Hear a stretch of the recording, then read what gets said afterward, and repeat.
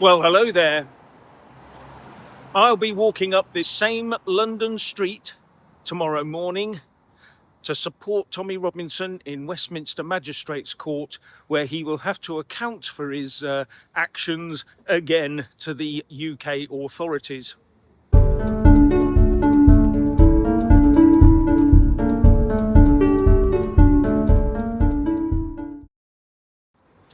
Yes, Tommy Robinson is in court again tomorrow morning in Westminster Magistrates Court number 1, starting at 10 o'clock. And it will be 2 sessions tomorrow, one at 10 and one at 2 o'clock.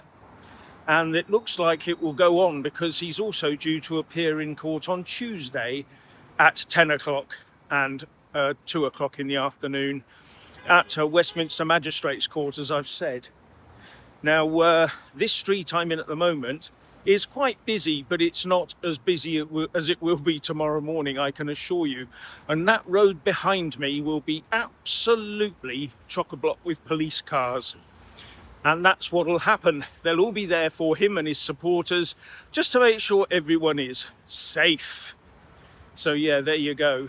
I'm on the wrong side of the road at the moment because it was quieter this side. So I'm just going to go a little bit further on so that I can come to a place where I can actually cross the road safely. But in the meantime, I will just point out that Tommy Robinson may well be in court on this sort of terrorism related charge under Schedule 7 of the Terrorist Act. But there is also the case of George Galloway, who recently was stopped in the same way at an airport that Tommy was, because if you remember, Tommy Robinson was stopped at a port where the Terrorist Act actually applies, where he can be stopped, anyone can be stopped and searched and have access to their mobile phones and things demanded of them by the police, and that includes handing over your PIN to your mobile device, something which Tommy refused to do.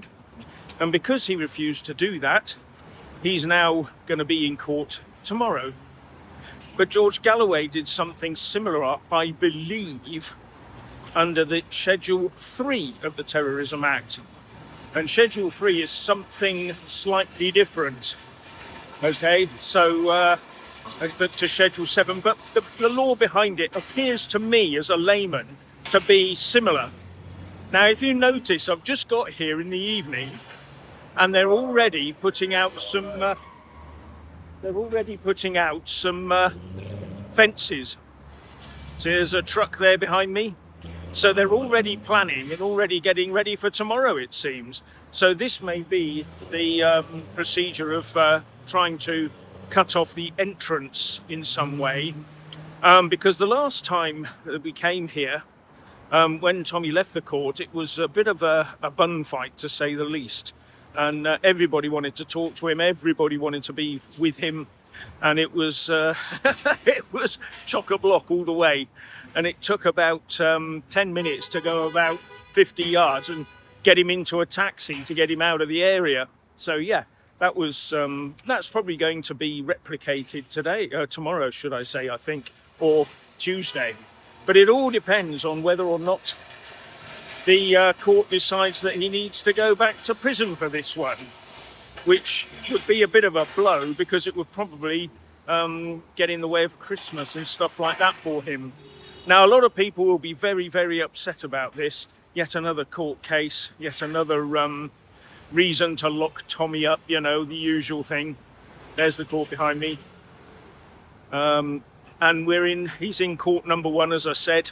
And the last time he was in court number 1 for a different charge, that was the one with the members of the press who made a allegation against him about harassment and stuff. And he went into court number 1, I think it was here, to plead not guilty. Now, that court number 1 is their sort of top court, I believe.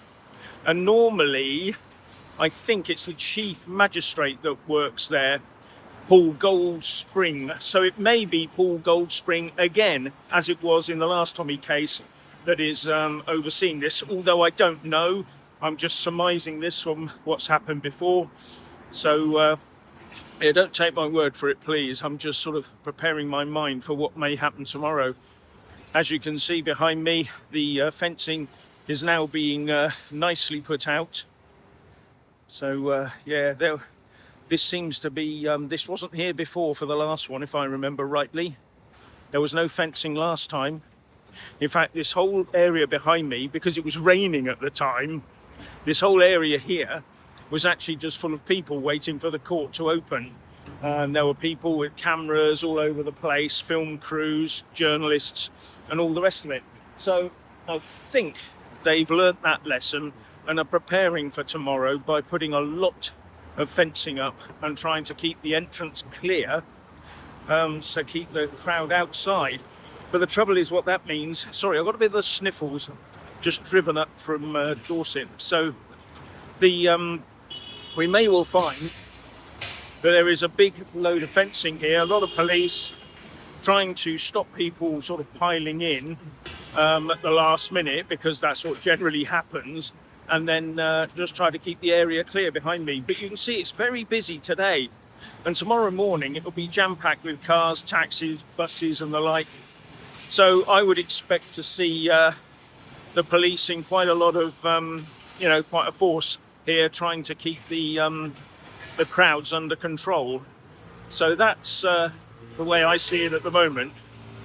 Now, as I said, George Galloway faced the same sort of thing, but I'm not sure what happened there, because as far as I'm aware, he said he didn't hand his pin over, but there seems to have been no further action taken. Now, I know that was Schedule 3, Tommy's Schedule 7, the law and all this sort of thing. It's all very confusing, isn't it? So I'm not sure about where we're going with this. Tommy's worried, his team are worried. They've got a big legal bill coming up. So anything you can do, please go over to their site. I'll try and leave a link in the descriptions box below to this video, so that if you want to, you can chuck some money towards his legal defence. Yeah, this fence is looking quite... I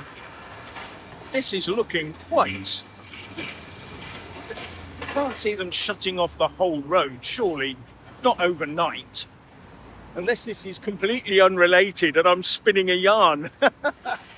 No, he's come back with one. I think what they're going to do is get it all set up so that they can string the front along there, leaving a sort of a 10-yard gap between the bollards there and the fence, so that people can get through, something like that.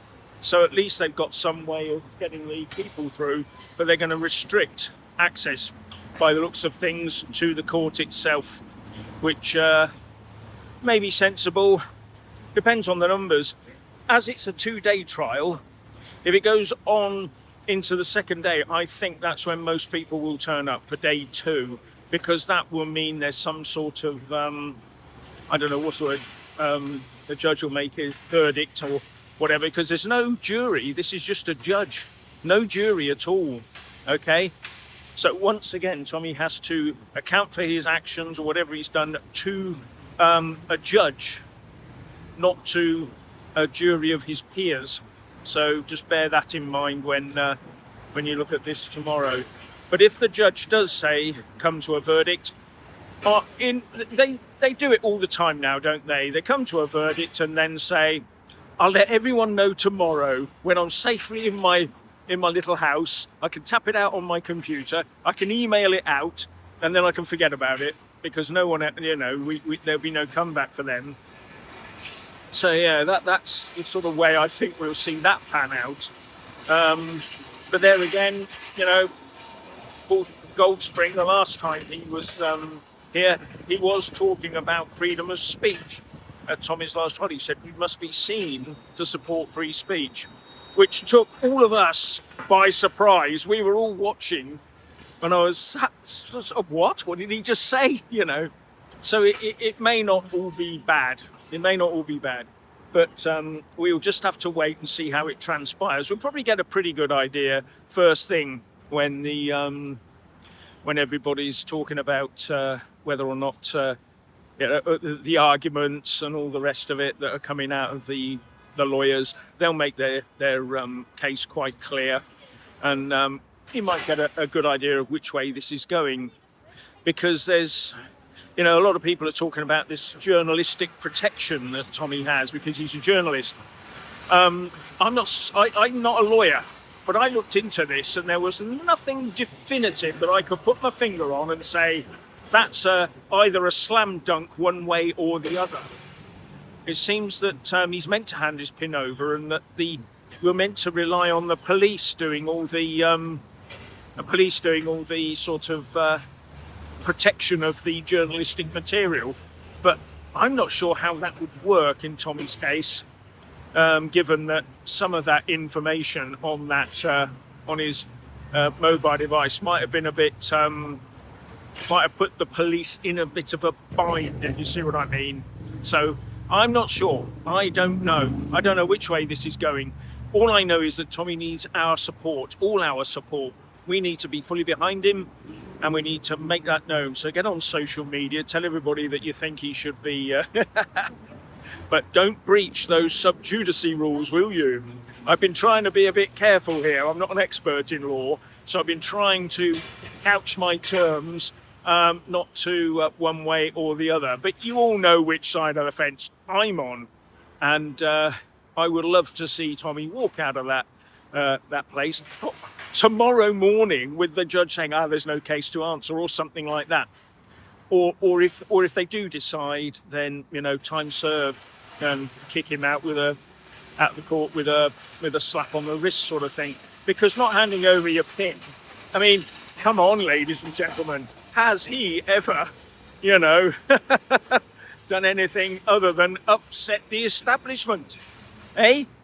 Anyway, I shall bring you some reports tomorrow once I've got inside, if I can get inside. Looking at all this fencing, it's beginning to look quite... I'm just wondering whether they knew I was coming and they're fencing me in. Look at that. Look, right behind me. So it's all grown in the last couple of minutes. This poor guy is having to work hard to get the fencing up. So I'll be here tomorrow and hopefully bring you some news. I hope it is good news. But until tomorrow, all I'll say is thank you for watching.